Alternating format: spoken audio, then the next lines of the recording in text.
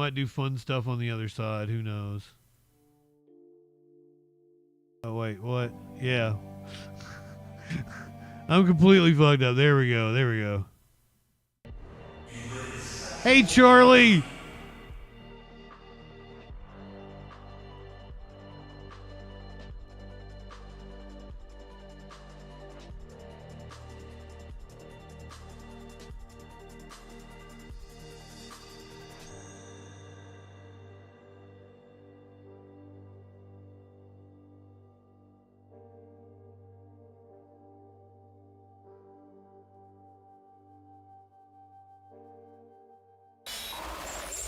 This is the Troll Patrol, live with Justin Freakin.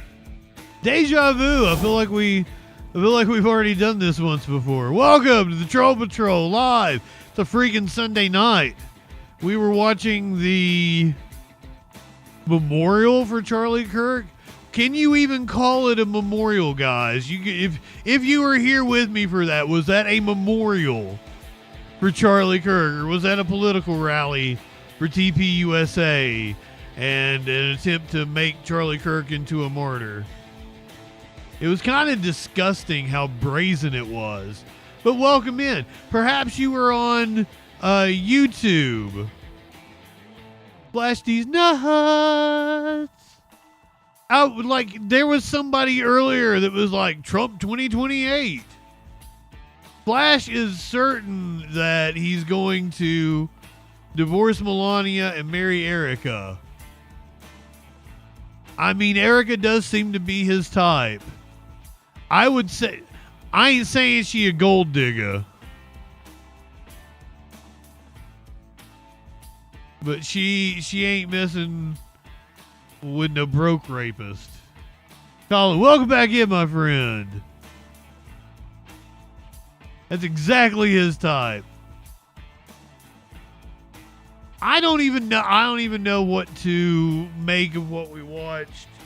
If anybody tries to criticize me, that was a political rally. It was a fascist political rally. It is literally my obligation as an American citizen to speak up, to mock it.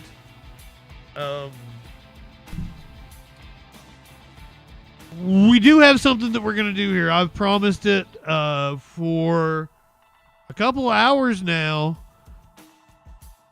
I'm going to jack off to Erica Kirk. I'm going to jack off to Erica Kirk on stream.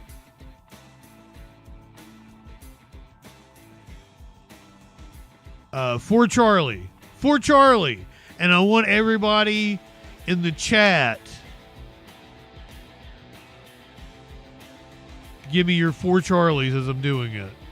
This is absolutely for Charlie. We'll keep his memory alive. He was able to do the thing that I've always wanted to do, and that's bag a GOP mommy. I'm going to, Holiday. Just as soon as the intro music runs out, I switch over to the other screen and I have all my tools. I didn't want to start like I was gonna pick out some pictures. Well, I was gonna wait for you guys. We'll pick out some pictures of Erica Kirk together. This is amazing content. I'm giving you. I should have a different camera that's pointed down here. That way I could monetize it on OnlyFans. What am I doing? I absolutely film my dick for a separate stream that does cost money.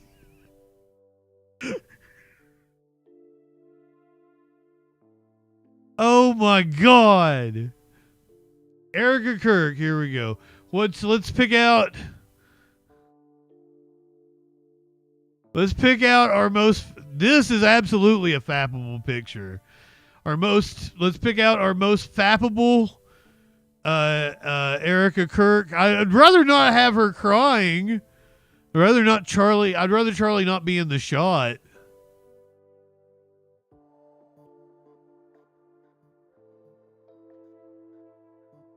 There we go. That's some fat material right there.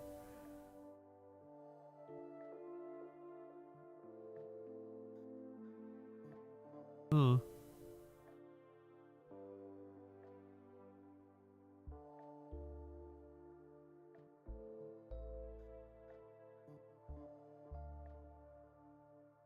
Use AI to animate Erica Kirk Wafu. I don't. Okay, she looks pretty good there. Any input on fappable pictures? You guys see any fappable pictures here? Here we go. She was a beauty queen.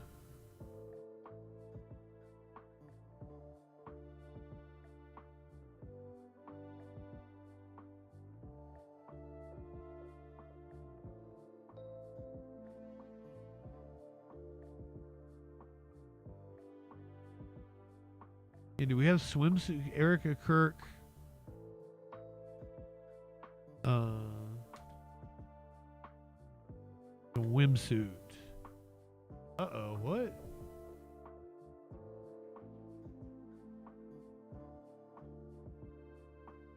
That's not Erica Kirk. I don't think. Is that her? That's definitely fat material.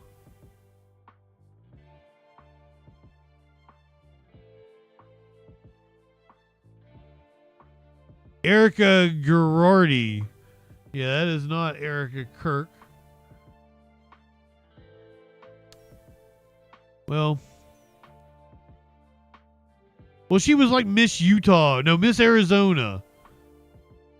Ooh.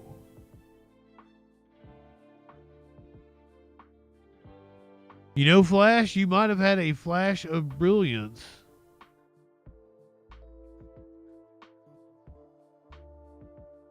Erica Lane?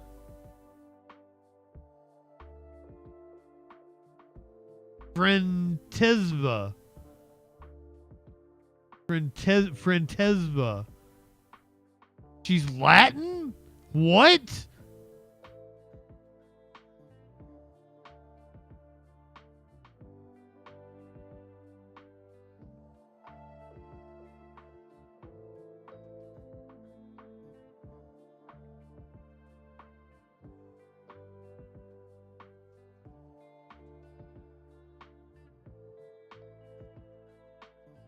Got us a different selection of pictures. Still a lot with Charlie. Uh-oh.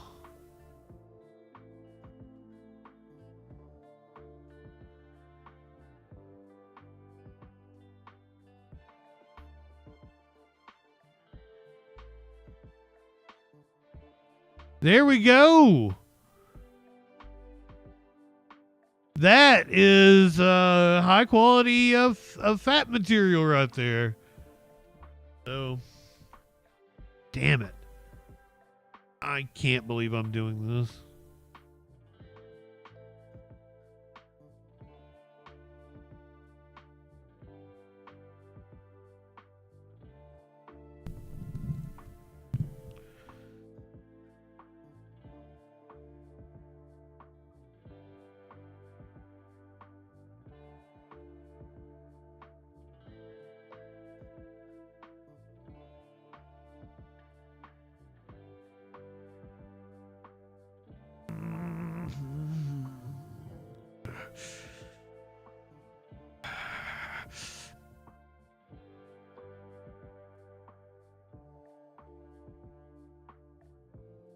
I don't know if I can do this with you guys all here.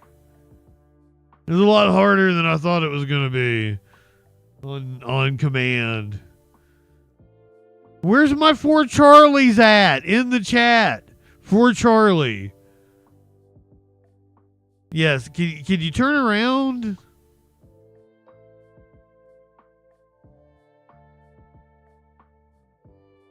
Maybe a little stage. Maybe the old man does have a little stage fright. Maybe I'm just not that attracted to her, because even right there, she looks a little... Don't you think she looks a little fucking wicked?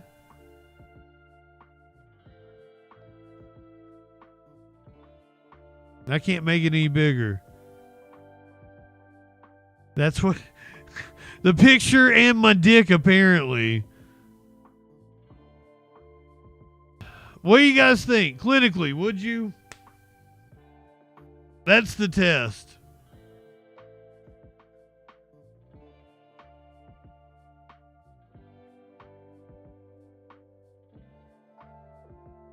Poor Charlie. I tried to rub one out to your wife, and I just couldn't make it happen. I don't know if that's a good thing or a bad thing. Maybe you're looking down on me. Causing my erectile dysfunction tonight. Any of these other ones? That's pretty fappable.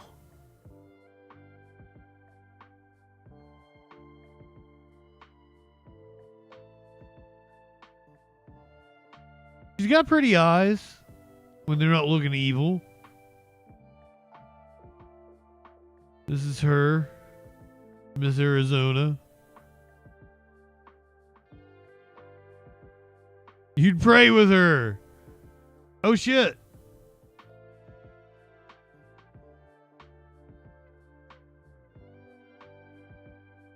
I did make it big.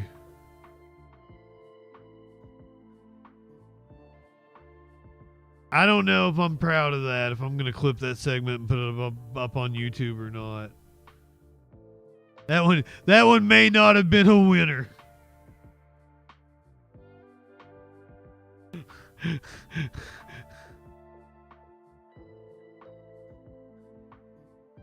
Oh no, did I? Okay, yeah, I did it right.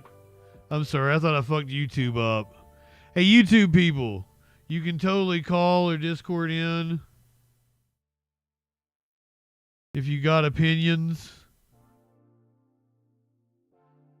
I would love it if you did. 917-830-4359.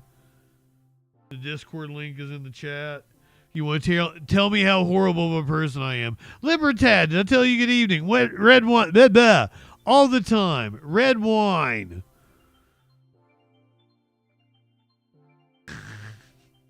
Makes the bit funnier. Oh, god damn it. I didn't know where I was going with it when I started.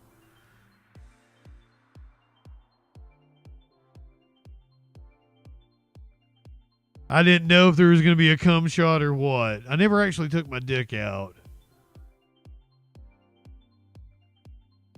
I didn't think that was very appropriate. I thank the gentleman, Representative Green, for his graciousness. Today, the Republican House majority brought to the floor a resolution honoring, quote, honoring the life and legacy of Charlie Kirk. Charlie Kirk's assassination was a horrific and vile attack and incident of political violence. And condemning the depravity of Kirk's brutal murder is a straightforward matter, one that is especially important to help stabilize an increasingly unsafe and volatile political environment where everyday people feel more at risk. We can deeply disagree and come together as a country to denounce the horror of this killing. And it is not a license for the abuse of power and whitewashing of American history. Today's resolution only underscores the majority's recklessness by choosing to author this condemnation and honoring on a purely partisan basis, instead of uniting Congress in this tragedy with one of the many bipartisan options to condemn political violence and Kirk's murder, as we did with the late Melissa Hortman. Instead, the majority proceeded with a resolution that brings great pain to the millions of Americans who endured segregation, Jim Crow, and the legacy of bigotry today. We should be clear about who Charlie Kirk was. A man who believed that the Civil Rights Act that granted Black Americans the right to vote was a mistake. Who, after the violent attack on Paul Pelosi, claimed that, quote, some amazing patriot, unquote, should bail out his brutal assailant. And accused Jews of controlling, quote, not just the colleges, it's the nonprofits, it's the movies, it's Hollywood, it's all of it, unquote. His rhetoric and beliefs were ignorant Not into round face and chicks. sought to disenfranchise millions of Americans, far from the working tirelessly to promote unity, unquote, asserted by the majority in this resolution. It is equally important that Congress does unite to reject the government's attempt to weaponize this moment into an all-out assault on free speech across the country, all in the name of Charlie Kirk.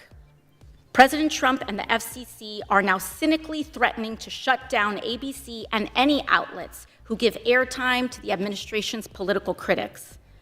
This is a disgusting attack on the American people and the very First Amendment rights that define us as a country. It is also the ABC Corporation's responsibility to refuse to embolden and participate in this corruption and escalation of You guys want to censorship. see a cat? Let's see We if I can get continue him. to pray He's at my for feet. Mr. Kirk's family and loved ones in the wake of this terrible act. I am thinking especially of his children and his wife, whose grief cannot be measured. And with that, I yield back to the gentleman. I bid the lady good day and would.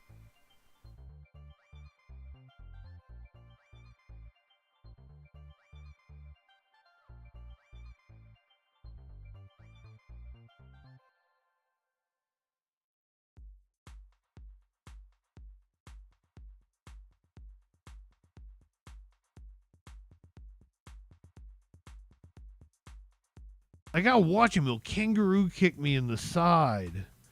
Yeah, that was Maynard. Like, you fucking, like, it hurts really bad.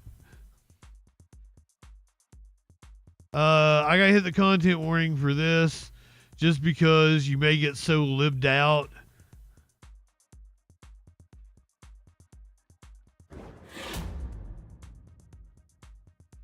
You really hate me for showing this. Okay, it's short.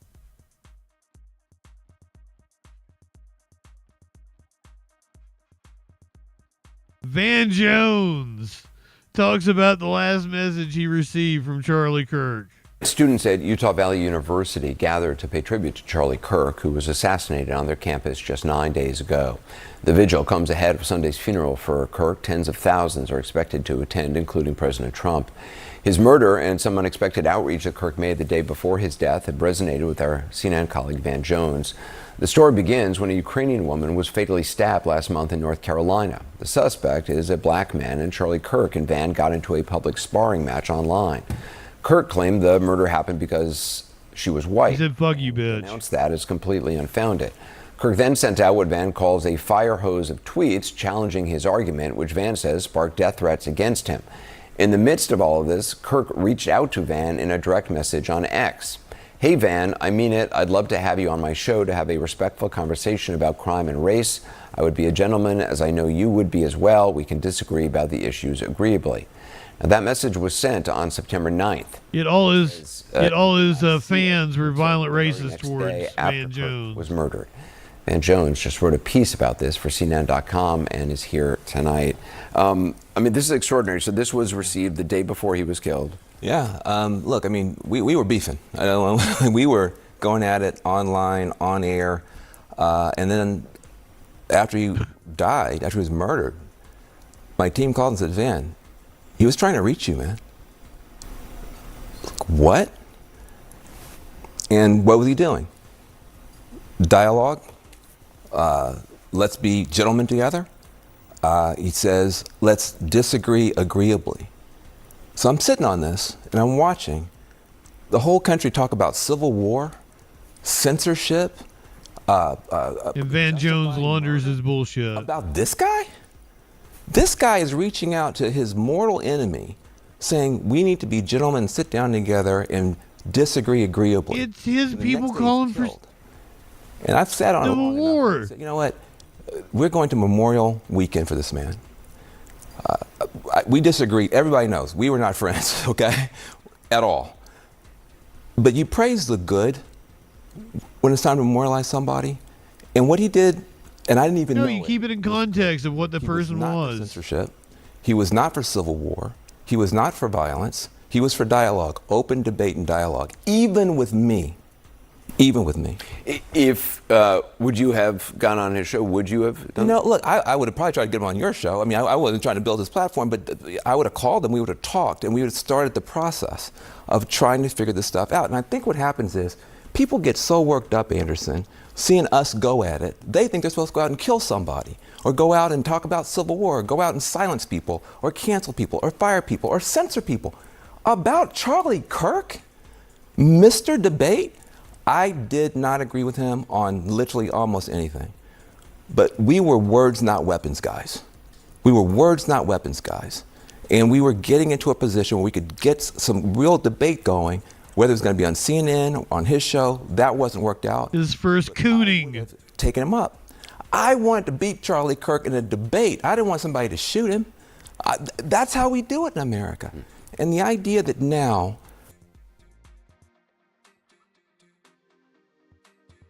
man, did I Photoshop his head? Now it's got me wondering, did I Photoshop his head? You live in sexual anarchy. You live in...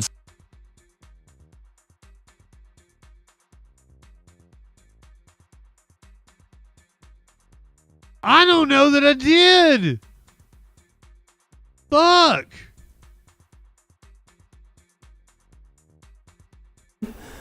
that's how we do it in America. And the idea that now people on both sides are justifying murders and calling for civil wars, we gotta calm this down, Anderson. We need to calm this down. We need to lower the temperature. Yes, Live it down now. like he said, we can disagree agreeably. That's his last words to me. Let's disagree agreeably. We should take that spirit into the Memorial Weekend for this guy. You also wrote that in the wake of Charlie Kirk's murder, He keeps saying Memorial Weekend. It is not Memorial Weekend. or censorship or a different way. It's similar to what the governor in Utah, Spencer Cox, has said in recent days. Yeah, look, he's a Republican. He's saying the same thing I'm saying. I'm a strong Democrat. We have a choice now. Oh yeah, the dude who was out here like praying that it was some foreigner gets in tears. It was a white boy, and then tries to pin it on leftists. Fuck you, Van Jones. This could be the beginning of us getting off of this pathway, but the pathway we're on, Anderson, is scary. It's about more violence, it's about more retribution, it's about more censorship, it's about more of everything that nobody wants, but we can't seem to get off of it. Charlie Kirk in his last message. Yeah, but it's not like a one-sided thing. Civil discourse, civil dialogue, debate. Let's disagree agreeably. If you want to get off this train, we can do it this weekend. All right. Van Jones, thanks so much. Appreciate it. Fuck. I knew that'd be infuriating, but you know, I didn't realize how infuriating.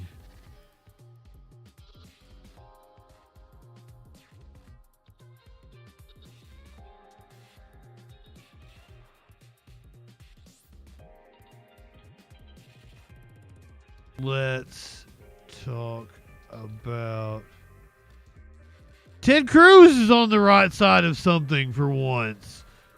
He actually thinks it's horrible that the FCC put pressure. Because let's make it clear, the FCC put pressure on ABC along with Sinclair and Nexstar in order to take Jimmy Kimmel off the air. It doesn't look likely that Jimmy Kimmel is ever going to come back, though.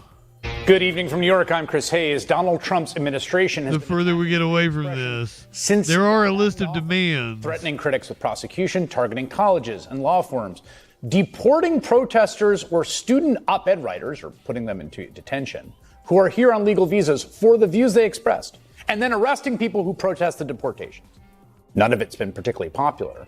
The White House's latest overreach appears to have ignited an angry national backlash, openly using the threat of government power to pressure one of the country's biggest, most storied corporations, Disney, to indefinitely suspend ABC late night host Jimmy Kimmel for offending MAGA sensibilities.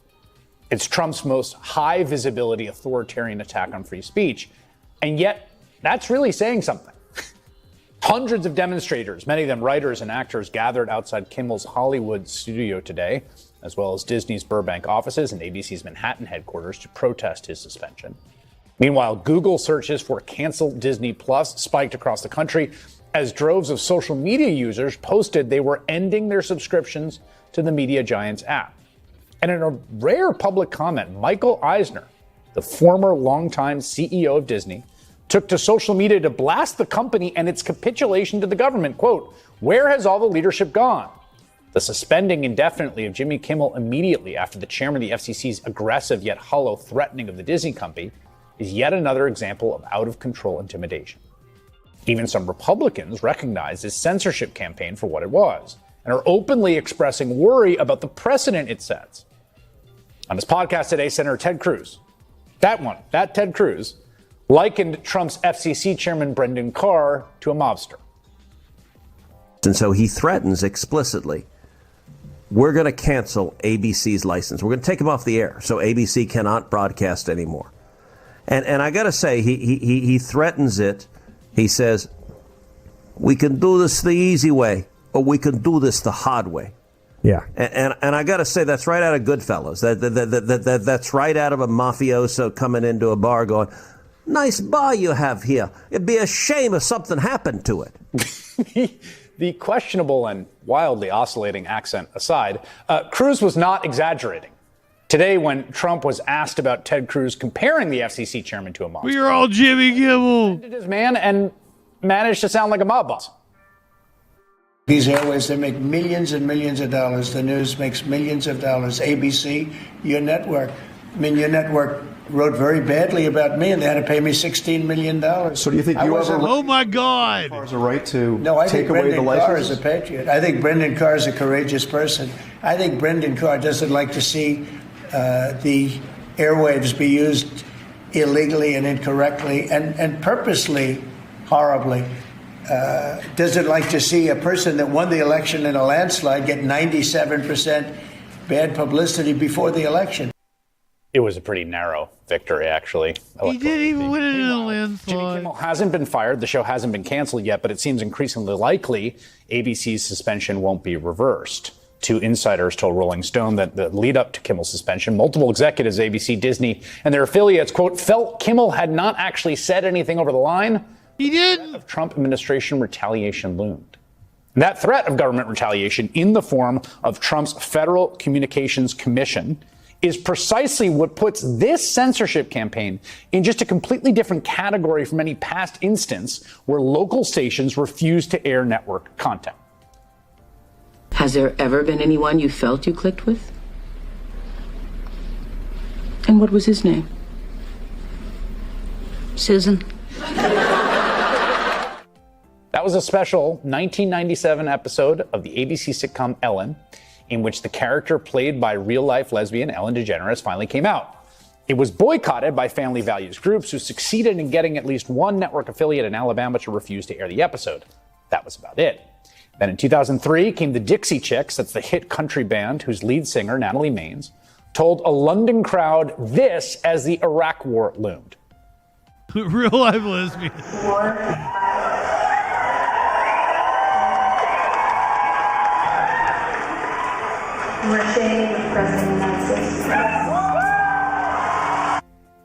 I lived through that, and the public backlash was... It was insanity. I mean, scores of radio stations banned their DJs from playing... I worked for a radio station that banned them. DJs who broke the ban.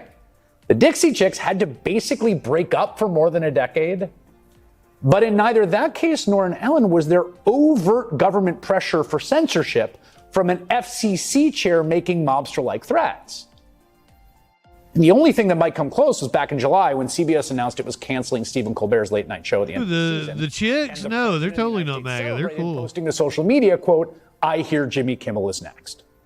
Last night, Colbert noted the similarities between his case and Kimmel's. So a company apparently capitulating to the whims of the president in order to ensure their merger goes through? Has that ever happened before? And what's that? What? I can't. What? Oh, I'm being told not to answer that question. All this is happening because Trump is weaponizing the Federal Communications Commission in ways that never really been done before. The FCC has been around for nearly a century. It was created as part of the New Deal to ensure fairness in broadcasting and to regulate the then nascent growing broadcast networks, both radio and then TV.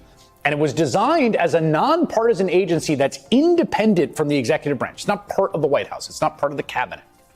That independence has always been the responsibility of the FCC's 5 leading commissioners, and they're picked by presidents, confirmed by the Senate for 5-year terms. Thanks to resignations under Donald Trump, there are now only 3 commissioners at FCC. There's Brendan Carr, Trump's chairman. There's Trump's latest appointee, a former Republican Senate staffer, and there is one Democrat on the FCC. Her name is Ana Gomez. She worked in a variety of roles at the FCC before she was appointed as a commissioner by Joe Biden in 2023. And she joins me now. It's wonderful. I think we heard from her the other day, didn't we? Before I get into this, just what's it like to work there right now? It's really alarming. I am very alarmed by this administration's campaign of censorship and control. It is damaging to our democracy. It is censoring what the broadcasters can or cannot say about this administration or whatever ideology this administration wants to espouse. And that's not good for our democracy. Do you think that Brendan Carr's statements were defensible or appropriate uses of his power as commissioner? I think it's very important to say that the FCC does not have the authority, the constitutional right, or the ability to take action against broadcasters because the FCC does not like their editorial decisions or a comedian's jokes, whether you like them or not. That is not what the FCC can do. In fact, the First Amendment prohibits us from censoring broadcasters, and the Communications Act specifically prohibits the FCC from censoring broadcasters. I noticed, though, you didn't answer the question. Do you think that Commissioner Carr's statements were appropriate? I don't think that we should be threatening broadcasters. It is a chilling of speech that is prohibited by our First Amendment. And the FCC is a powerful regulator of our broadcasters. As you noted, the broadcasters have transactions before the FCC. They need to get the FCC's authorization if they want to merge with another broadcaster or if they have a license renewal. Or right now, the FCC is considering lifting ownership caps to let them consolidate even more. They have business before the FCC. They want to make the FCC happy. So they are going to censor in advance, and that is not appropriate. There's sometimes questions when we're seeing things that this administration is doing between things that are norm breaking or inappropriate or stretching the bounds, and then there are things that seem flatly illegal or unconstitutional. Do you think the essentially whether explicit or implicit trading of policing speech in favor of some sort of regulatory favors, do you think that is legal? Do you think that's something that is legal or constitutional to do? No, I think it's unlawful. It's both a violation of the Constitution and the Communications Act. And it's not in our authority under the Communications Act. We have the authority to regulate broadcasters in the public interest. This administration is taking the public interest and making it about anything it doesn't like. Well, that is inappropriate. It is very difficult to take action against broadcasters for the content that they broadcast on purpose, because we need to be careful about not crossing that line of violating the First Amendment.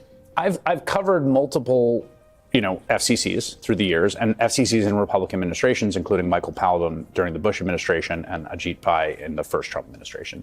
And my sense has always been this is an independent agency, but its priorities and its policy changes when there's a new administration because that new administration appoints the commissioner. But even if that's the case, there is still some sense of independence that they aren't simply an arm of the White House and of the president. Do you agree with that? And do you think something has changed now? Yes, the FCC was created as an independent agency, as you mentioned in your opener. Congress created the Federal Radio Commission, which was the precursor to the FCC, and it thought about whether it should place it in the Department of Commerce. But it decided that it was too dangerous to have such an important broadcast medium being regulated by one person subject to the whims of one political party. And therefore, it created independent, excellent thinking, multi-member commission. Again, I hit not Photoshop one by accident. It might pop up here. Regulate according to that person's whims. And then when it created the Federal Communications Commission, it did the same thing. And over the years, the FCC has asserted its independence from pressure from the White House. Very famously, Newton Minow told the president he wasn't going to pull a broadcast license. Newton Minow? It was too. No, but Newton Minow. There was a guy named Newton Minow.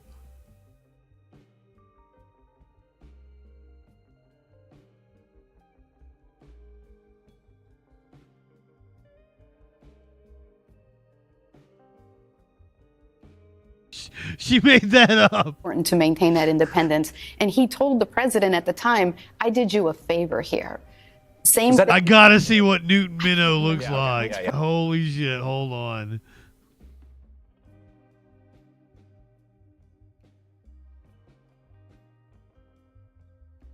That's Newton Minow. American attorney who served as the chairman of the FCC. Famous for his 1961 speech about a vast wasteland. Newton Minow.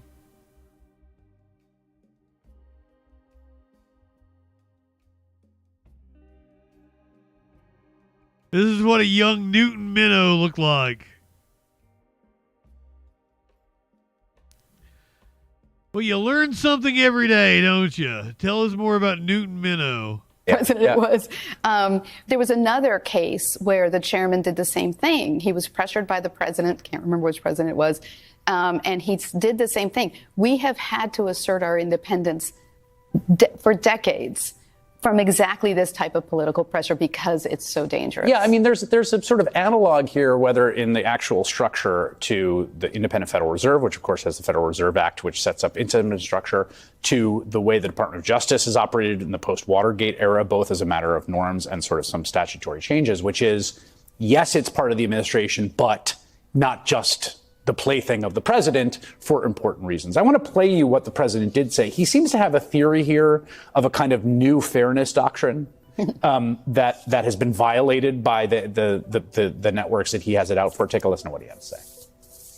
We're talking about, I assume you're talking mostly about the networks, but they have a licensing procedure, and you can read it as well. They have to show honesty and integrity. And when they take a good, well, I think the people decide. That's why I'm president.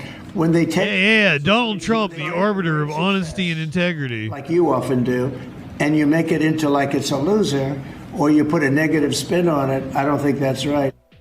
Earlier, we played the clip of him saying, like, citing some statistics about, 97%. I have no idea where that comes from. No, Libertad.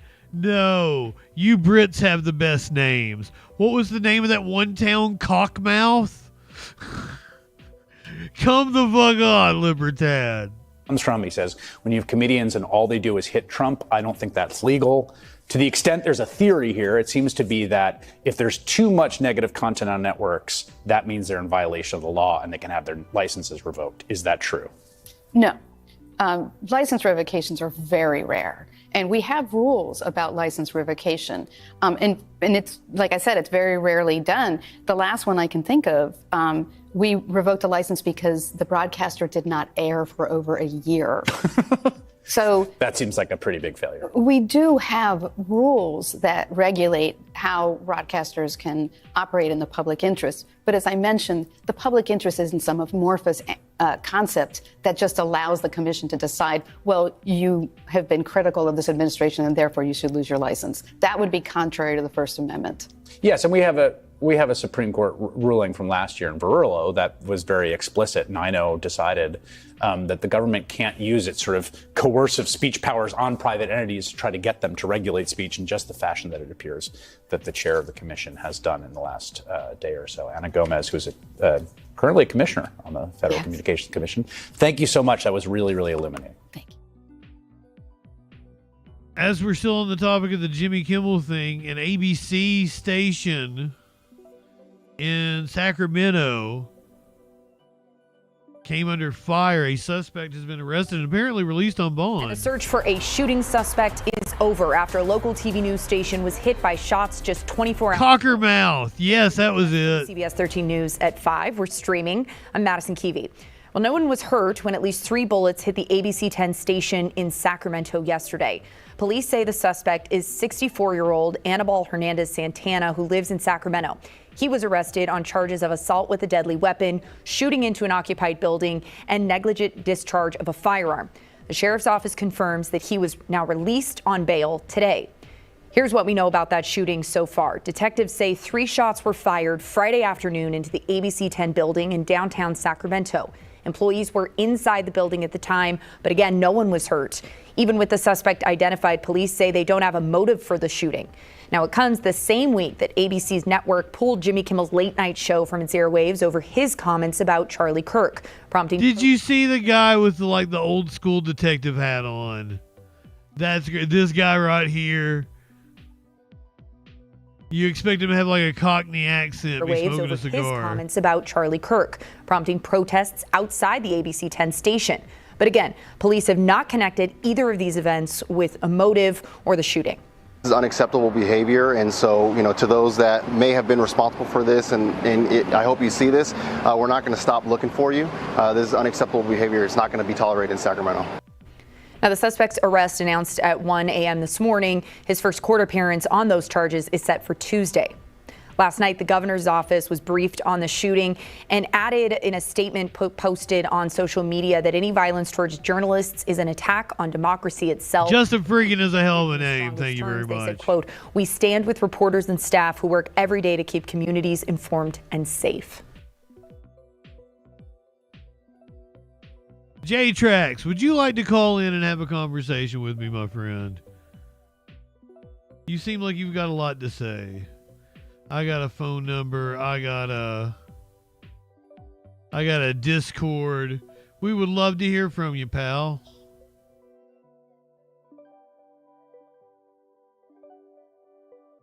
Tell us your thoughts. Tell me all your thoughts on God. I was getting ready to do a different story on it. Like, can you like hold your horses?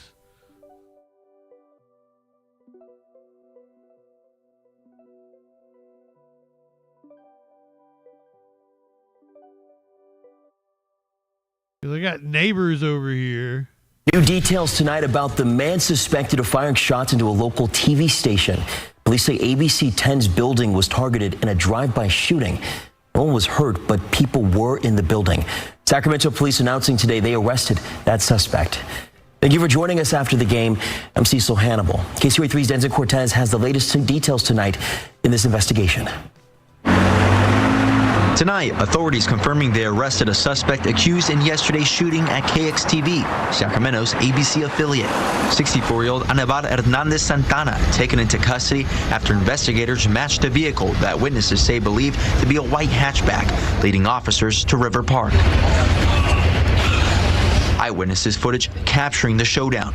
You can see SWAT personnel surrounding the 32-unit complex. We made eye contact, and right as he passed my windshield, I heard on a loudspeaker a whole bunch of officers say, "Get down on the ground or we're going to shoot." Hernandez Santana, a tenant at the River Park Apartments, was not on any neighbor's radar. Every day you see that person, and to hear about the kind of thing that they are capable of, it's crazy. Police telling KCRA they requested a bail enhancement, which was granted. Hernandez Santana booked on 3 felony charges, facing assault with a deadly weapon, discharge of a firearm in a negligent manner, and discharge of firearms in an inhabited building. We park right next to each other. There's no cars in between us.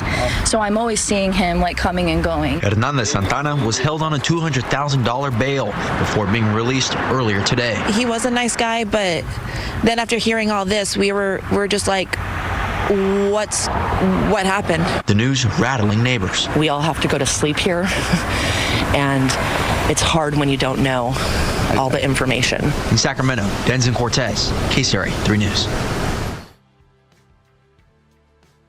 Apparently picked up by the FBI, facing some sort of federal charges. And we have more video of it, too. This morning, there are new developments involving the shooting that happened right here at ABC 10. The suspect, 64-year-old Annabelle Hernandez Santana, is now in federal custody after previously being released on bail. ABC 10's Roxanne Elias has the latest details. Attorney Mark Reichel says his client Annabelle Hernandez Santana was arrested again Saturday night by FBI agents and taken here to the FBI offices for questioning. He says, of course, his client has been advised not to speak on the case now that he has legal representation, and Reichel expects him to be taken back to jail later Saturday night. Annabelle Hernandez Santana was arrested late Friday afternoon on state charges and taken to the Sacramento County Jail.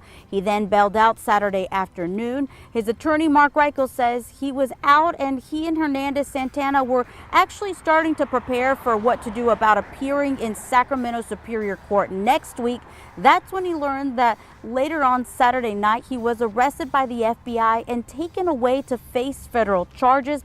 Reichel says they don't know what those federal charges are just yet, but according to the FBI, he was arrested on probable cause for violating federal statute that prohibits any person from willfully or maliciously interfering with or causing interference to any radio communications from a licensed or authorized radio station or a station operated by the U.S. government.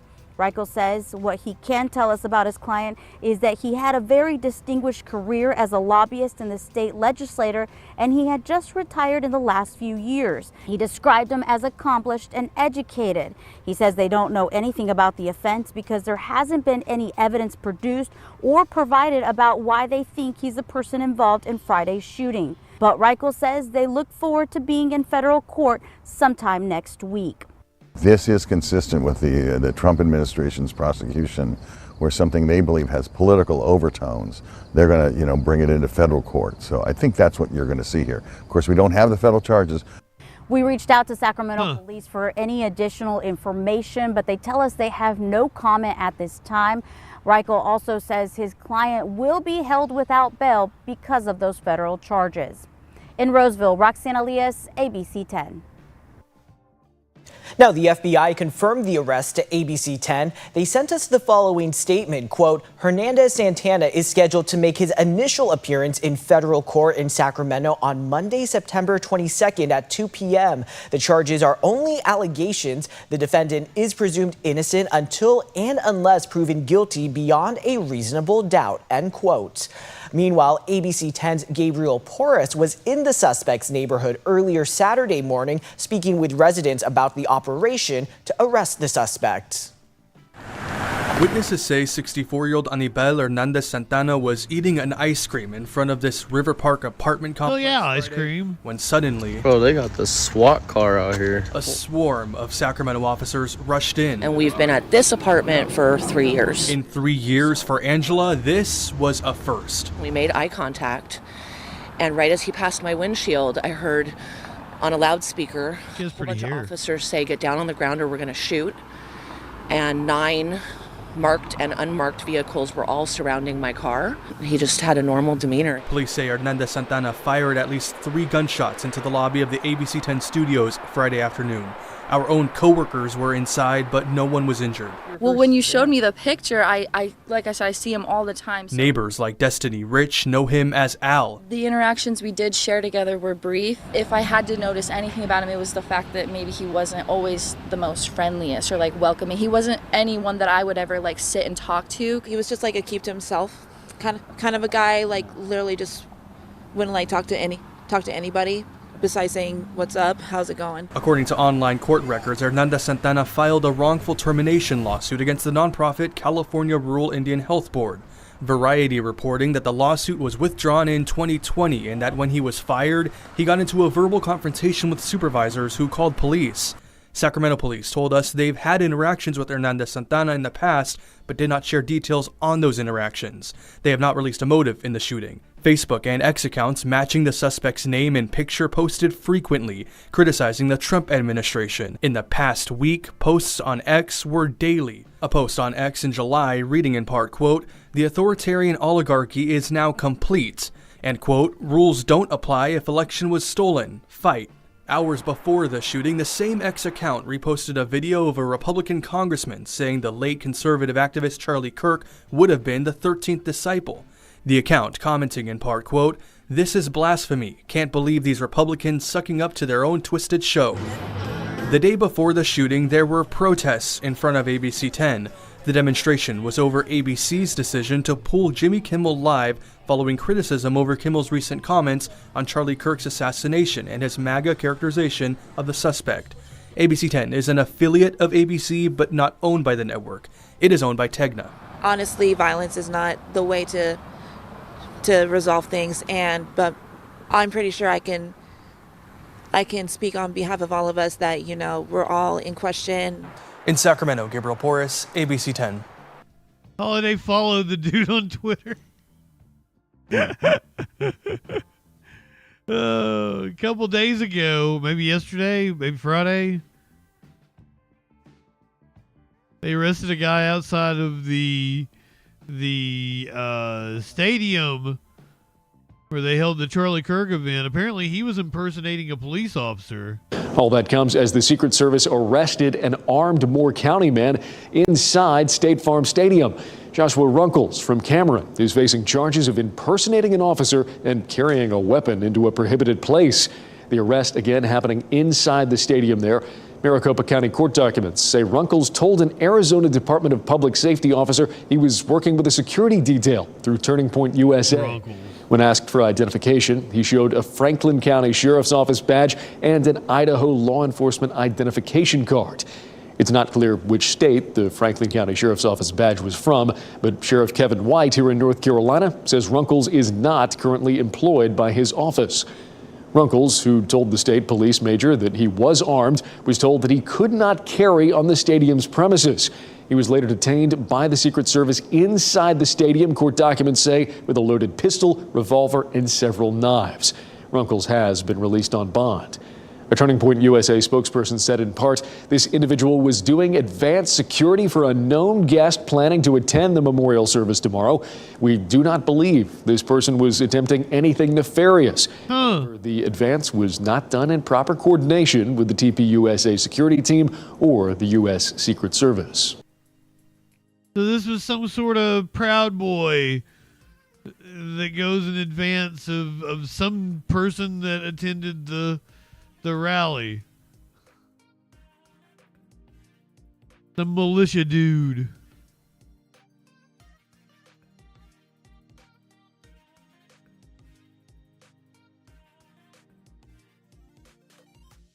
Joshua Runkles. Yeah, he thought he was a badass, didn't he, Flash? We have new body cam footage from 3 years ago. This is Tyler Robinson, the Charlie Kirk shooter. This driver. You the driver? Yeah. This was from a car crash he was involved in. I was coming this way and he was just passing through and he pulled out from here, or no, from there, I think. Memorial Weekend 2022. One of those two lanes going this way. I think in the right, in the rightmost lane coming this way.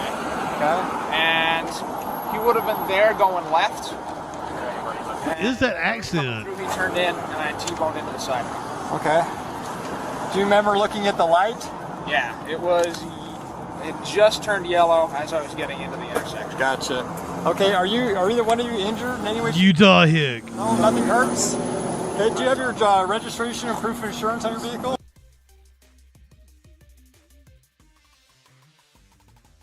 Same address. So he's a passenger. Okay. His insurance, mom's on the way. He doesn't have. Your mom's on her way? Yeah, she's gonna be a minute. She's got to shuttle over from where she's at to her car and then drive over. Gotcha. Okay, what I need you to do is just fill out this witness statement for me. This is just your identifying information. Down here, put exactly what you told me that happened. You two, are you brothers or friends? Yeah. Okay, all I needed, I just need his, down here, let's put... That's the little brother. Name, date of birth, your address, and your phone number. That work just right down here. I have to list him as a passenger. Okay, are you injured in any way, shape, or form? No? Okay. Perfect. Okay, just give us a couple of minutes and we'll get the paperwork. All right? And we're going to have a tow truck come and get your car since you're leaking fluids. You're not going to last too long. Just as I left the house, put oil in. Of course. Just topped it up. Welcome to real life. Yeah, that's Murphy. All right, guys, just hang tight. Hey, buddy, y'all done? Well, he hasn't shot Charlie Kirk yet. He was just in a wreck. This is from 2022.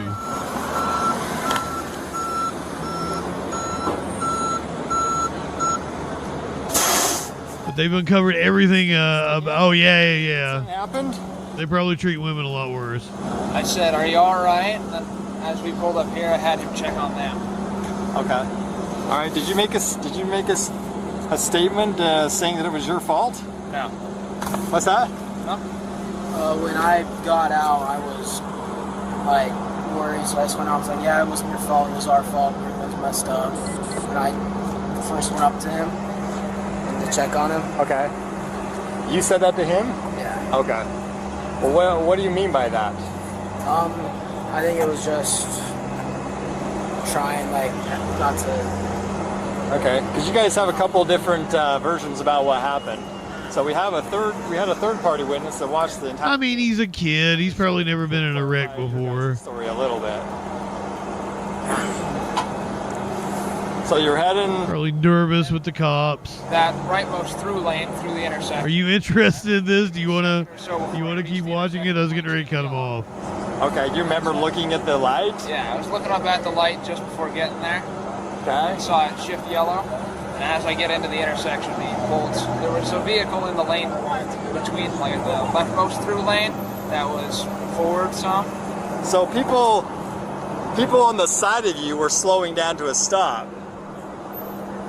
I had seen someone slowing. Oregon gal, welcome in. Wondered why they had slowed so much. Okay. But why did he apparently admitted guilt to shooting Charlie Kirk as well. Okay. Maybe because the light was turning red? Well, I was close enough. He didn't learn his lesson from this incident. I would end up in the intersection if I had tried to brake from that speed. Okay. I was going the speed limit. I just made sure. Okay. How long was that? Like, when did you last check your speed? Probably back maybe halfway down that road to that where it curves. Maybe halfway down that distance. Okay. Just looked. Gotcha. All right. 1 second. Is your mom almost here? Or? I'm not sure. Over. She had to shuttle over to her car. Is she not able to just send you a text message of a picture of the? I just need a picture of the insurance card. She just pulled in. Did she just pull in? Okay. Perfect. All right, buddy. Here's your information back here. Is that the mom? Driver exchange form. This has all of his vehicle information and all your vehicle information. Okay. The most important number on this piece. Okay, you guys are gonna hate me. Left. This is your case number, instant number. You can be my GOP mommy. That the report will be filed under. All right. When you contact your insurance company, that's the number they're going to ask for right there. Okay. So I am not issuing citations today because I can't prove one way or the other about exactly what happened. Okay? So if your light is yellow, then he didn't yield. If your light was red, okay, and you sped up to make the red light, then that's your bad. Does that make sense? Yeah. I have a third-party witness. There's just we're like seconds. I just can't. I'm not comfortable with citing anybody because I don't know exactly what happened. Okay. All right. So, do you have any questions about that? No. No. Okay. Mom, do you have any questions? Since you'll probably be taking care of this. I will be taking care of this, and this is all new for me, but we'll figure it out. All right. But basically, just call your insurance. Oh, isn't she adorable? Call it an accident. They'll ask for this number. Okay, and then just kind of go from there. They'll help you out. They'll do whatever insurance companies do. Whoa. All right. I was told it was going to tell us where the car is. So you just bailed that. Yeah. Let me get you some information really quick. I've always wanted to live in Utah. Not that I know of. I mean, I guess I'd consider it.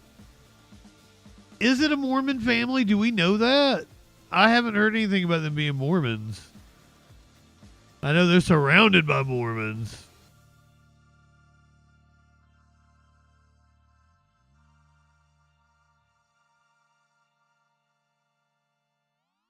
So Alex Acosta, Trump's former labor secretary, testified in front of Congress about the Epstein files. He was the prosecutor that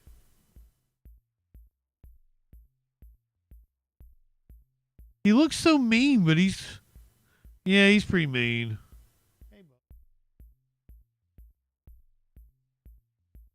Oh no, you didn't have to leave.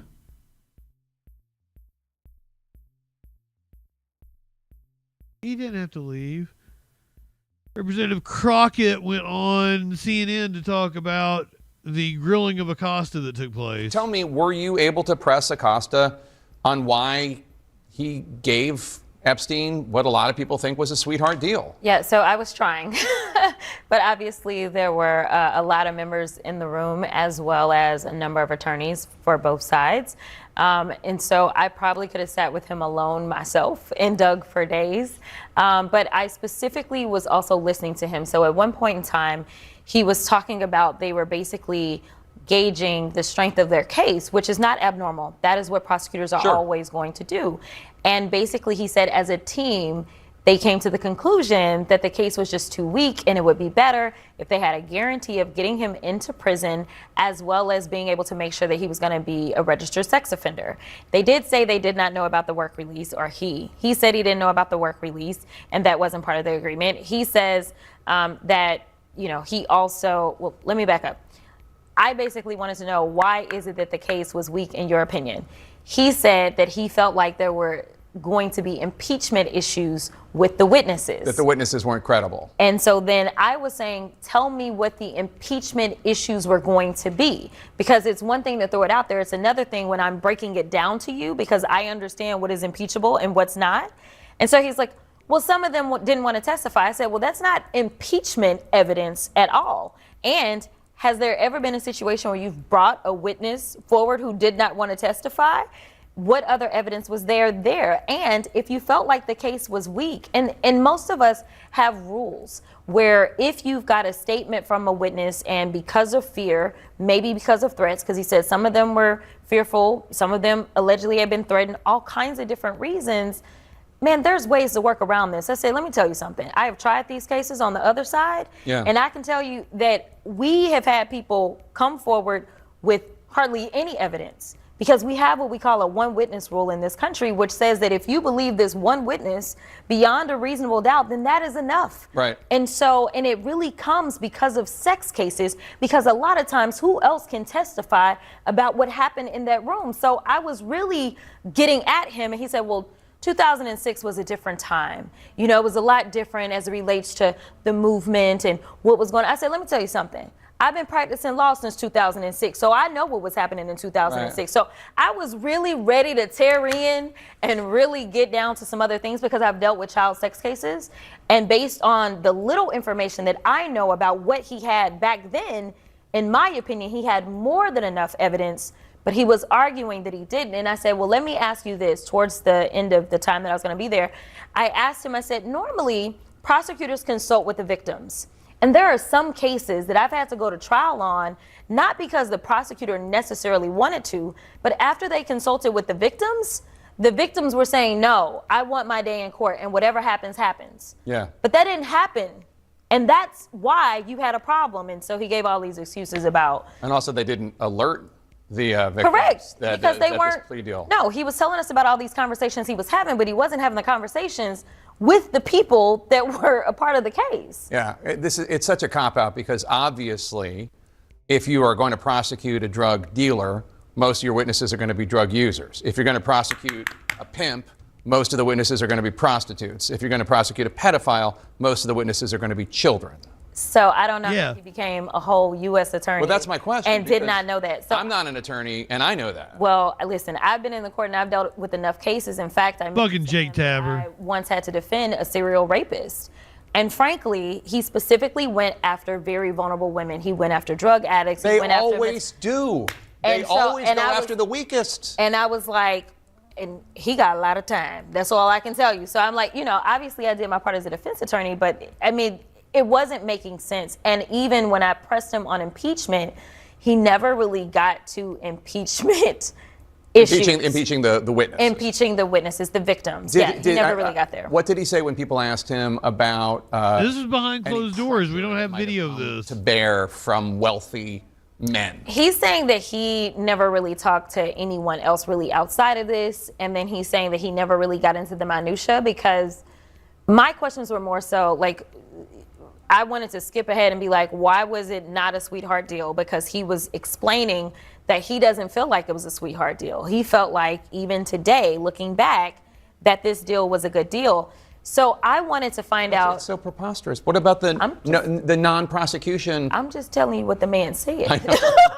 I know. I'm not faulting. God, she's so funny. So I said, as you sat at this table, take us to the table. Yes, Flash. Conversations. I said, are you not asking questions about how you can make the case better? Are you not asking, did you go and interview any of Epstein's employees? Yeah. There was this whole conversation about the laptop. There was a lot of conversation about the fact that there had been a charging memo that recommended 53 different counts. Yeah. And he's like, yeah, I know that happened, but, I called in these child experts. And I also brought it to his attention that we have experts that typically come in and testify in these cases to explain away why a child may be inconsistent, because a lot of times the trauma that they have experienced at such a young age, their little minds may block out certain things. Sure. And so I was like, I've had that happen a number of times, because I've also dealt with child sex cases. So, I mean, talking to him, I think if you've never done this work, maybe. But he was a U.S. attorney. Yeah. Were there tough questions asked by both sides? We missed the first half, which was the Republican half, because we were on the floor voting. By the time we got to the second hour, it was the Democratic hour. So that's where we were participating, and then I had to leave, and then it swaps back and forth. It's a busy job. Texas Democratic Congresswoman Jasmine Crockett, always great to have you here. Thank you so much for sharing that. That was fascinating stuff. Hopefully we'll be hearing more about Epstein in the coming days. A judge tossed a $15 billion defamation lawsuit against the New York Times. We talked about Trump filing that the other day. Is a rules-based process, and these rules extend to every part of the judicial process, including the requirements for I don't know that they introduced her. When filing a complaint in federal courts. In this case, a federal judge determined that the complaint filed by President Looks like a kids show host. failed to satisfy the most minimal procedural standards. Getting ready to get gacked on Nickelodeon. Specifically, the judge concluded that the more than 80-page long meandering complaint did not comply with the basic rule of civil procedure that requires that a complaint provide a short and plain statement of the allegations to establish that the party may be entitled to some form of legal relief. And as the judge pointed out in his opinion, every member of the bar of every federal court knows or is presumed to know this basic legal requirement. Ultimately, the judge's primary issue with the complaint in this case was over concerns that by failing to comply with this rule of civil procedure, President Trump was attempting to inappropriately use the courts as a public forum to, in the judge's words, rage against an adversary. If every attorney is supposed to know that, you would think the president's attorneys certainly would know that it wasn't going to meet the requirement. In your opinion, were they just throwing stuff out there hoping it would stick? You're idiots. I'm reluctant to try to convey what their motivation was, but it was improper, and the judge clearly identified that. So in a defamation case involving a public figure like the president, what is the legal standard that is applied by the courts then? So it's important to know that since the 1960s, the Supreme Court has adopted a protective approach toward speech that reflects the history of the First Amendment as a response to British libel and defamation laws that had limited criticism of the English king and which the American founders were very much determined to avoid. And so because of that, and in recognizing that the mere threat of legal liability for defamation could have a chilling effect on speech, the Supreme Court has applied a rigorous standard for evaluating defamation claims, particularly when the defamation allegations involve a public official or a public figure such as President Trump. To win a defamation case, a public official must prove not simply that the defendant made a false statement of fact, but that the false statement was made with what is called actual malice, meaning that the defendant knew that the statement was false and acted with a reckless disregard of the truth. The actual malice standard was established in a case called New York Times v. Sullivan dating back to 1964, and its purpose is to protect free speech and public debate by placing a greater burden on public figures and officials who have greater access to the media to counteract any potentially false statements. But over the past few years, there have actually been an effort to have the Supreme Court revisit the actual malice standard and overturn New York Times v. Sullivan, with several conservative justices on the current Supreme Court having indicated a receptivity to changing First Amendment protections in this area. So let me ask you just what comes next then. You've got 28 days to refile this suit. What constraints come with that, if any? Well, the court has given President Trump and his attorneys an opportunity to cure the procedural defects of the original complaint, and the president's spokesperson has already indicated he intends to do so. So assuming the refiled complaint satisfies the federal rules of civil procedure, the case will proceed to litigation. However, that'll be an uphill battle for President Trump, given what we discussed concerning the very high bar for political officials to establish defamation. Maybe in a few weeks we'll be back here talking about it again. Erin Quite Carr, possible. Seattle University, thank you so much. Appreciate your time. Kind of doubt it if it got tossed that week. He just filed it last week. If it got tossed that fucking fast. Talk about the craziness going on in the... Before we do that, let's do the Lisa Cook thing.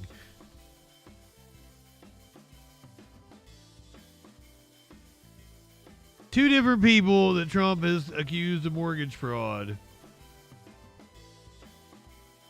First one is Fed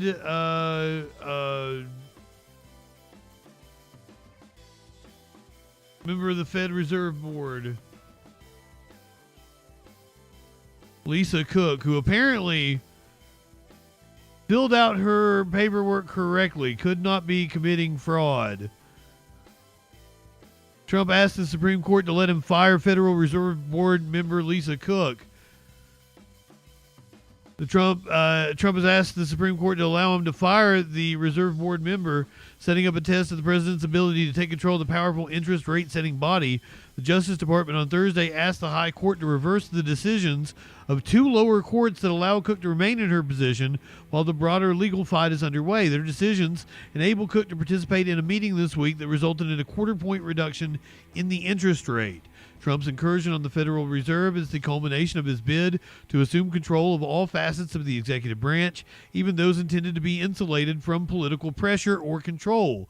The Supreme Court has repeatedly blessed Trump's efforts to fire the heads of independent agencies and boards, though justices have signaled they view the Federal Reserve as a unique quasi-private institution. Trump's attempt to fire Cook marks his most significant effort to reshape the central bank's board that's infuriated him with its rates decisions. The president has boasted about how rates will fall once his appointees represent a majority of the Board of Governors.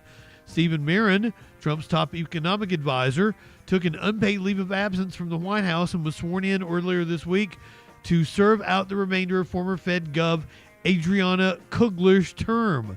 Still, the rate cut announced by the Fed on Wednesday was much smaller than what Trump has called for, and the Federal Reserve, I can't see, Smokey, I can't see, And Federal Reserve Chair Jerome Powell cautioned that tariffs could still cause prices to climb in the coming months, an outcome that may keep the Fed from holding off on future reductions.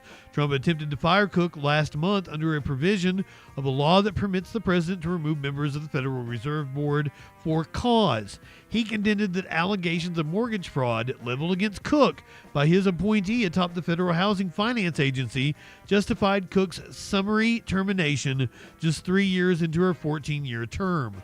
Cook, a Biden appointee, quickly sued, contending that Trump's allegations against her were pretext to take control of the board and violated her due process rights. U.S. District Judge Jaya Cobb agreed, finding that Cook could only be removed for misconduct committed during her service on the board, not allegations that predated her tenure. Cobb also found that the administration failed to offer a meaningful chance to contest the allegations. But Solicitor General John Sauer said Cobb's ruling oversteps the court's ability to second-guess the president's determination. The Federal Reserve Act's broad for-cause provision rules out removal for no reason at all or for policy disagreement, Sauer wrote. But so long as the president identifies a cause the determination of is within the president's unreviewable discretion. Bullshit. The president may reasonably determine that interest rates paid by the American people should not be set by a governor who appears to have lied about facts material to the interest rates she secured for herself and refuses to explain the apparent misrepresentations. Cook has denied wrongdoing.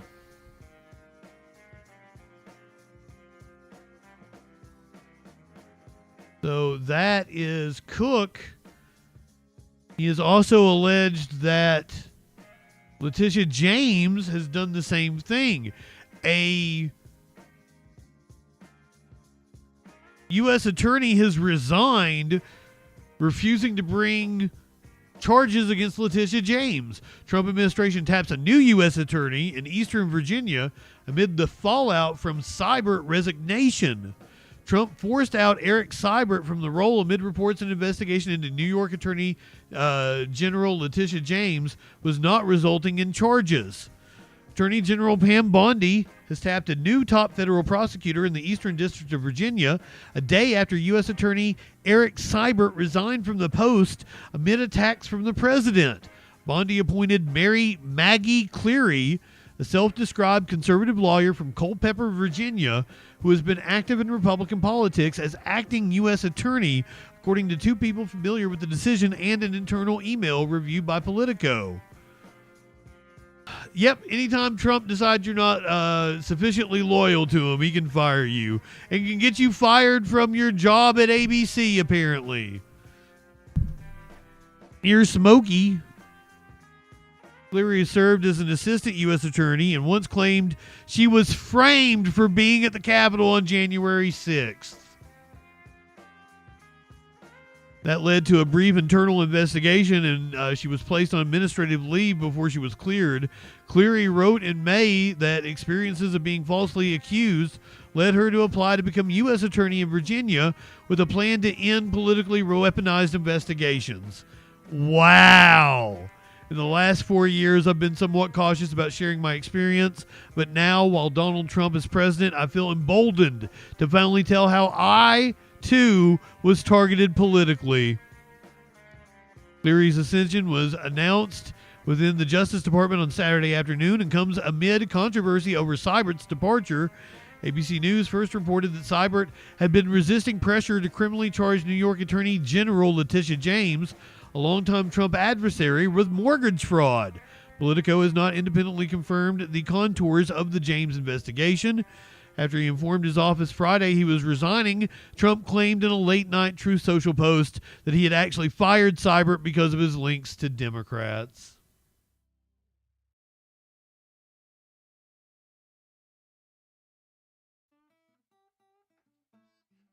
Meanwhile, we have the border czar over here. Apparently accepted a bribe from an undercover FBI agent, but nothing's going to fucking happen to him now, is it? MSNBC is reporting tonight Trump's Department of Justice shut down an investigation into Tom Homan, according to multiple people familiar with the probe and internal documents reviewed by MSNBC. In an undercover operation last year, the FBI recorded Homan, now the White House border czar, accepting $50,000 in cash after indicating he would help agents who were posing as business executives win government contracts in a second Trump term. It's unclear what reasons FBI and DOJ officials gave for shutting down the probe, but a Trump DOJ appointee called corruption clearly deep state probe earlier this year, and no further investigative steps were taken, sources say. Joining us now is one of the reporters who broke this story for MSNBC, Carol Leonnig, MSNBC senior investigative correspondent. Carol, it is good to see you. Thank you for joining us with this incredible reporting tonight. Can you break down for us what you've learned? Yes. What Ken Delaney and my colleague here at MSNBC and I learned was that in the summer of 2024, when Trump was running for office and Tom Homan was at his side on many a campaign trail event and basically publicly touting that he was going to be an important part of the president's border initiatives and in the administration, during that time, the FBI began hearing from the subject of another investigation that Tom Homan was soliciting bribes and doing so in exchange for promises that he would eventually be in the administration and be able to deliver and influence federal contracts to help those businesses that paid him. Now, what the FBI decided to do was have a series of undercover agents approach that intermediary and also approach Tom Homan. And our sources and an internal document that we reviewed show that the FBI recorded him receiving this money in September 20th in a meeting they arranged. This is all before Trump is president, but it is really interesting because they didn't go after Tom Homan. They happened to learn from another investigation that Tom Homan apparently had this scheme of making money by offering this. Carol, incredible reporting that you and Ken did there. Can you walk us through what the response has been from various officials that you have presented this reporting to, whether it is at the FBI, the Department of Homeland Security? They don't give a shit. Perhaps even the White House. What have you been able to learn from officials in response to this investigation? Yes, the White House very quickly got back to us about this today. Kudos to them for that. And also Kaj Patel and Todd Blanche, the acting Deputy Attorney General, all issued statements to us in which they told MSNBC essentially that this was an improper investigation begun during President Biden's term, and that it was an attempt to go after a Trump ally, and they shuttered the case because they viewed it as lacking sufficient evidence to proceed. Of course, that is not at all how the FBI agents or the prosecutors working on this case viewed it. Carol, the FBI and DOJ prosecutors took no further steps in late 2024. Why is that? So here's the rub and the unusualness. I'm so glad you asked that question, Elise. What happens here? Yeah, Flash, are you amazed at how easy it was? Homan is allegedly making a promise and recorded accepting $50,000 in cash for this alleged promise. He is not a public official, so he cannot be charged with a strict bribery crime, which is normally what you would charge someone with if they were offering to help influence contracts. This is amazing. In exchange for money. So what the FBI and the Justice Department decide to do is to continue to monitor him. As soon as he is named as a likely appointee, he's a public official by dint of the statute. So they decide they're going to watch him for a while and figure out, does he deliver? Does he try to deliver on the promise? Does he ask for more money when he's a public official? Then they could charge him with bribery instead of conspiracy or fraud or conspiracy to commit bribery. They decide they should just continue their investigation. But the word stalled is so important that you mentioned, because when Trump is elected president, he names Homan as his border czar. By the way, a position that doesn't require a Senate background check or an FBI background check. And immediately, the appointees of Donald Trump are very sour on this investigation when they get into DOJ and into the FBI. Of course they are. We're not interested in it being pursued. And it is closed, we're told by sources, in very recent weeks. Carol, have you heard from Tom Homan himself or seen any kind of reaction from him? And what are the remaining questions on your mind now? Antonio, also a really good question. The first person I wanted to hear from was Tom Homan, because I can envision that he had an explanation for why he took cash while sitting in a room with. Because he wanted money. He didn't realize we're FBI agents. Maybe he did feel entrapped. Maybe he did have an explanation for why this happened. That he wanted money. Plane today when we were trying to reach him coming back from California, and the White House decided to issue a statement. I mean, isn't that the most likely scenario? I would love to hear. He was willing to be corrupt for money. About the reason he appeared to make a promise and take money in a very unorthodox way.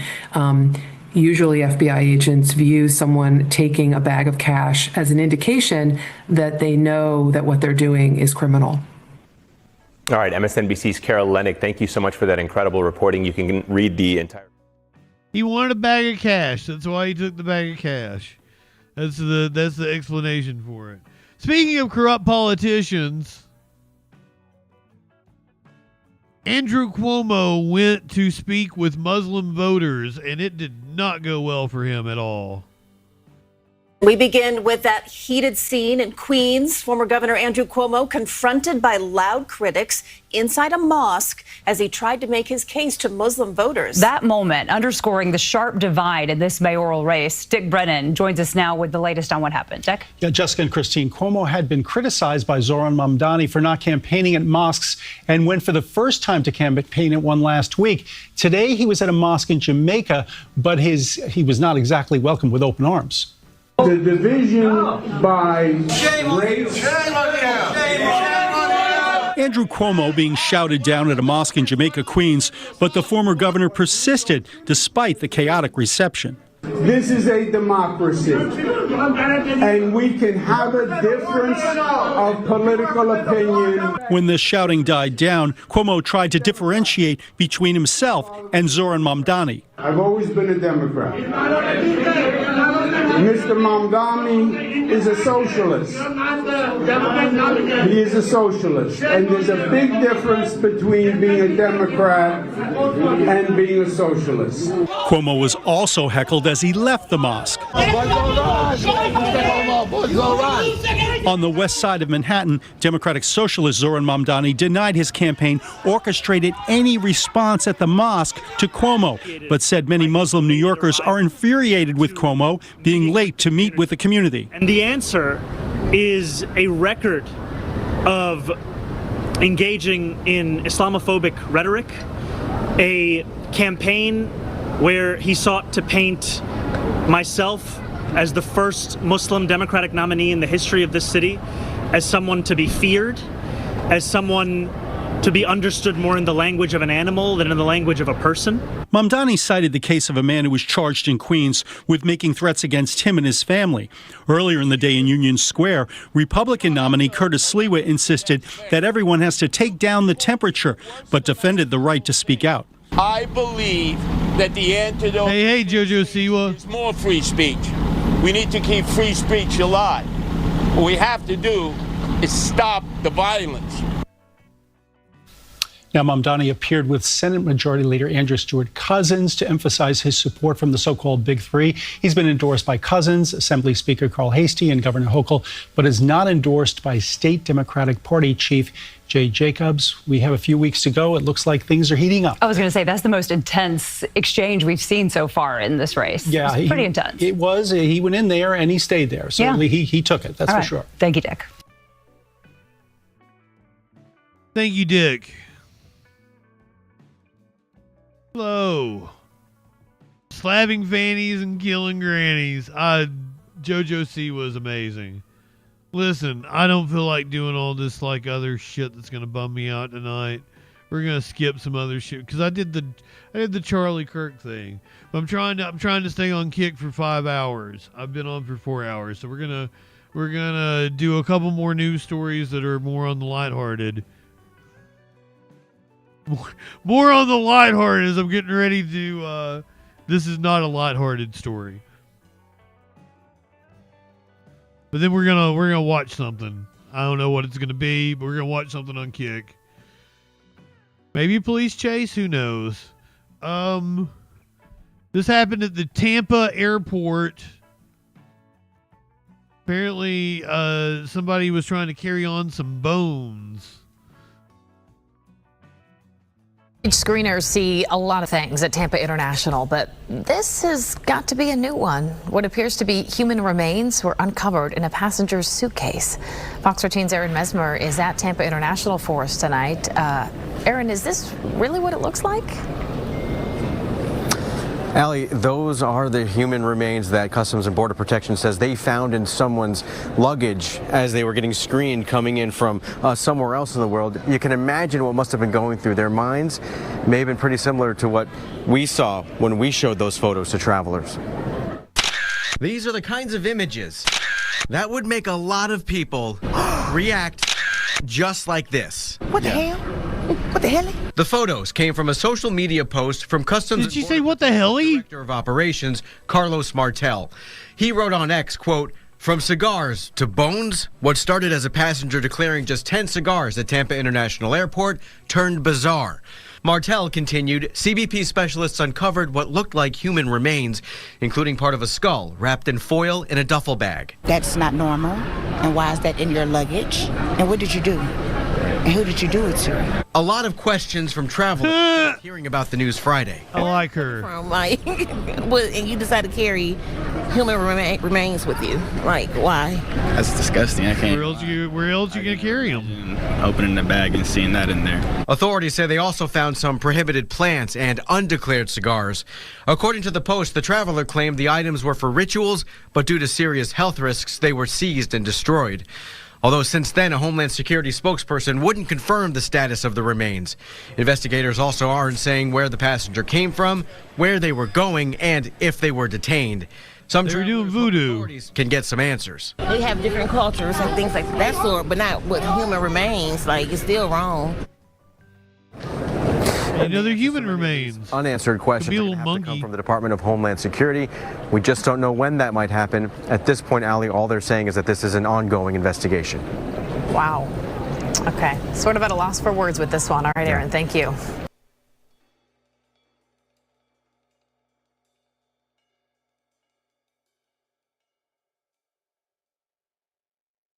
Let's go from human remains to robots becoming sentient. A food delivery robot has gone rogue.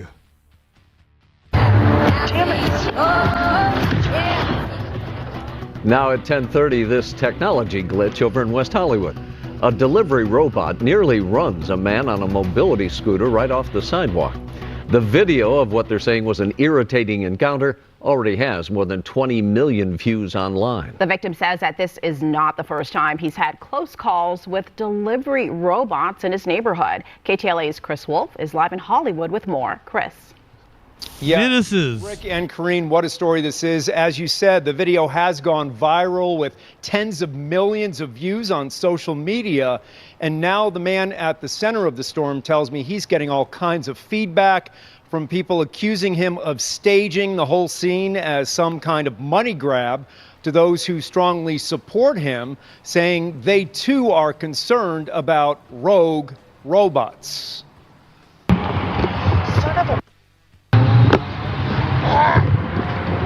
Oh my God.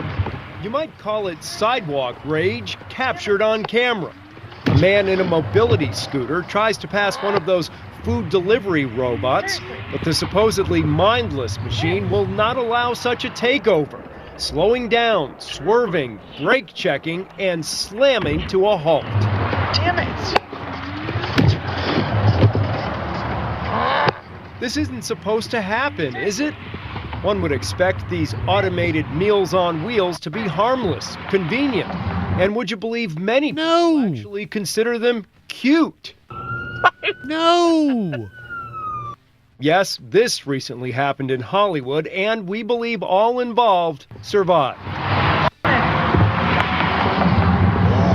Honestly, I just thought, okay, is this how the Terminator movie started? Mark Cheney talking about machines taking over the world. The West Hollywood-based therapist has cerebral palsy, a neurological disorder which affects balance, coordination, and movement. He uses crutches or the scooter to get around. Before I started filming that, I was further down the street and it had been acting erratically anyway and almost hit me. So I stopped, let it get ahead of me, and decided to start recording because I didn't trust it. It had almost hit me once. Cheney posted his cell phone brake checked on him. social media, which went viral in days with more than 20 million views across TikTok and Instagram at last check. There also have been a lot of people that have just shared their stories about having a walker and these things ripping a walker out from under them or almost hitting their dog. And so it's obviously an issue. The whole reason I showed this is because it's an issue for people with limited mobility or mobility devices. Damn it. I doubt that thing's automated. Somebody's got a fucking controller. Oh boy. The company Serve Robotics sent us a statement. Sees exactly what's going on. After examining this incident, we learned that our safety system designed to predict pedestrians' intentions and cede way to them instead caused the robot to impede their way. We regret. So it did the opposite of what it was supposed to do. We are continuously working to improve how the robots. So I had a product that did the opposite of what it was supposed to do. We'll be implementing improvements as a result of this incident as well. For now, reporting live in Hollywood, I'm Chris Wolf, KTLA 5 News. Wolfie, thank you. Yeah, it's just something. We found that out about a lot of AI. It's just actually some Indian dude.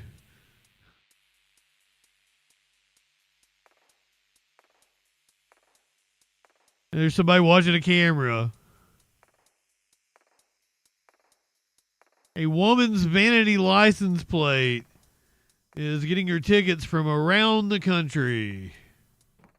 Tickets keep piling up for one local woman, but they're for cars that aren't even hers. It's all because of her personalized license plates and novelty ones being sold just like hers.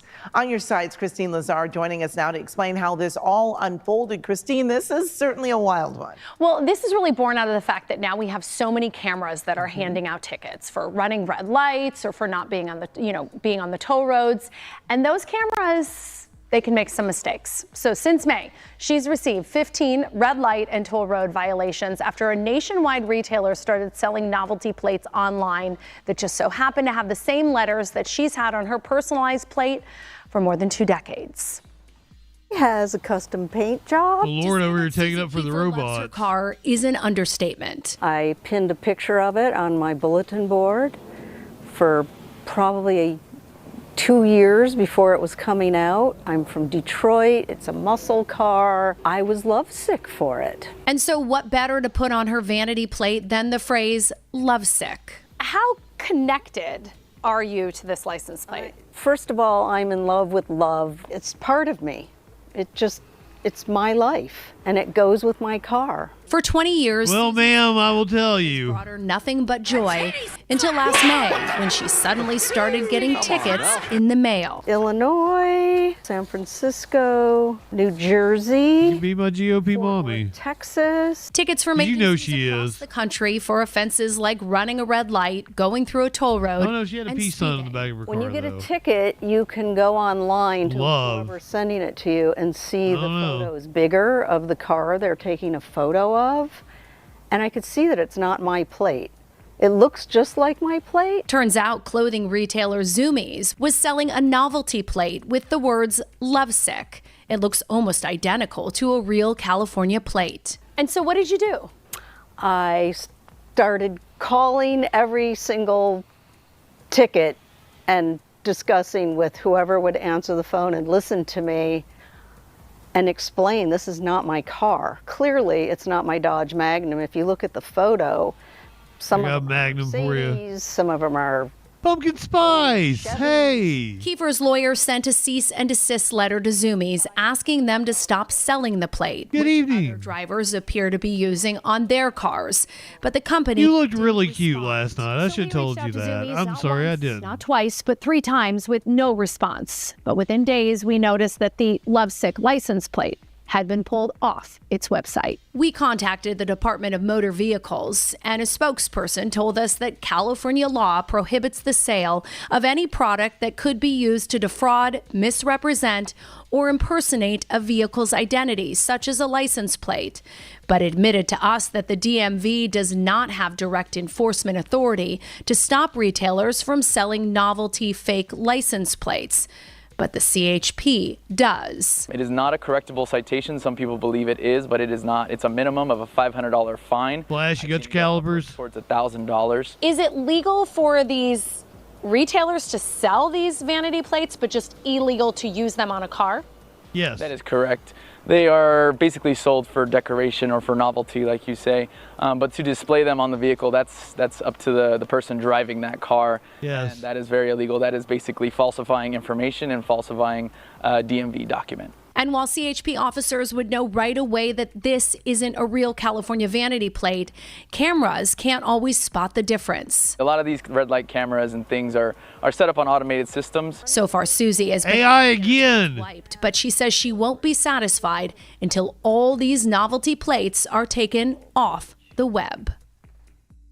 And we did reach out to Zoomies again. It's her plate. And on our final attempt, we were told no comment. But again, her plate has been taken down. Others have not. Now, Susie told me she did speak with the DMV, and the DMV said they were going to get involved and send essentially a cease and desist to Zoomies and say, you know, pull down anything that looks like a California plate. But the DMV would not confirm that to us. Who knew that you could actually put it on there and get away with it? You know, for the most part, yeah. You know, I don't think they got away with it. So. Right. And if you go on YouTube, there's how-to videos, all different ways to evade those cameras by doing things to your license plate. So it's happening more and more, which is why CHP is so concerned about it. Okay, when I first pulled this story, I didn't know that the bear is going to be euthanized. I thought it was just a fun story about a bear biting a woman. Fun story about a bear biting a woman.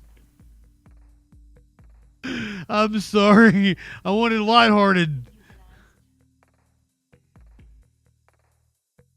Been euthanized after it bit a woman inside a Dollar General store. It happened in Vernon, New Jersey. Witnesses say the bear had been acting strange and was threatening people and pets. Nick Calloway has the wild video. It's just being a bear. This is not good. No. It's a menacing sight. No, it's not. It's a little baby bear. Female black bear roaming the aisles of the Dollar General in Vernon Township Tuesday afternoon. Come on, come with me.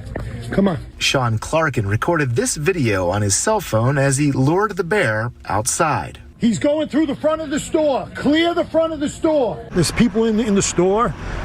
I would rather get the bear out of the store, have them follow me out. New Jersey Fish and Wildlife say one woman in the store was injured by the bear and taken to the hospital. The bear did nothing wrong. Say the bear appeared sick, acting erratically along Route 94 for hours. Police used rubber bullets to scare it into the woods. But the bear came back, threatening people and pets. It attacked Aaron Gladding's German Shepherd, Lucky. They kind of like pawed at each other for a little bit. The bear got on top of him. The bear needs help. Enough. They pulled, they got the bear distracted long enough to get my dog on a leash. Lucky got lucky, but the bear had to be put down. Christine Floor watched from her car as local police shot the animal. My heart just sank. I got tears in my eyes. I'm tearing up now thinking about it. No! I asked the cop, was that just a tranquilizer or did you have to shoot him? And he said we had to shoot him. And I just started crying. State Fish and Wildlife officials are testing the bear's remains for rabies. The results will take a few days. In Vernon Township, New Jersey, Nick Calloway, CBS News, New York. Well, the New Jersey Division of Fish and Wildlife says it to never approach bears. And if you do come across one, remain calm, back away slowly, be loud, and wave your arms to make yourself look big. It was just a little baby bear. Wasn't bothering nobody. Yeah, good thing RFK wasn't nearby. A cop has been accused of theft. They're accused of stealing another cop's sandwich. Well, when you're on lunch break at work, it makes sense that you might get distracted, get called away, but then you come back and find that someone has stolen your meal. Wouldn't be a good feeling. Reporter Faraz Javed tells us a little more about how one Michigan police officer's sandwich disappeared and who the culprit was. Nearly 40 officers serve the Wyandotte Police Department, upholding the law to the T. But now one of their very own is being accused of a deplorable act. It's usually not something another officer would do. Officer Kate Barwig has been on the force for 5 years. The 28-year-old tells me that the incident happened in this break room during lunchtime. Get out my lunchbox, get my sandwich out. I take 1 or 2 bites of it. Officer Barwig immediately gets called to assist with an unruly prisoner. Upon his return, Officer Barwig was shocked to see his salami Munster sandwich gone. Then I realized Ice was up here. Officer Ice. I knew that was kind of his track record. Officer Ice has been on the K-9 unit for 11 years. The German Shepherd is a decorated cop who has assisted several federal agencies. Detective Sergeant Ken Grote says Ice also has hundreds of drug busts under his belt. He found over a kilo of heroin in a wall in a house in Detroit. The Wyandotte Police Department posted the incident on social media, noting that Officer Ice has pleaded the fifth and asked for public opinion. The post since has gone viral, with thousands of likes and over 8,000 shares.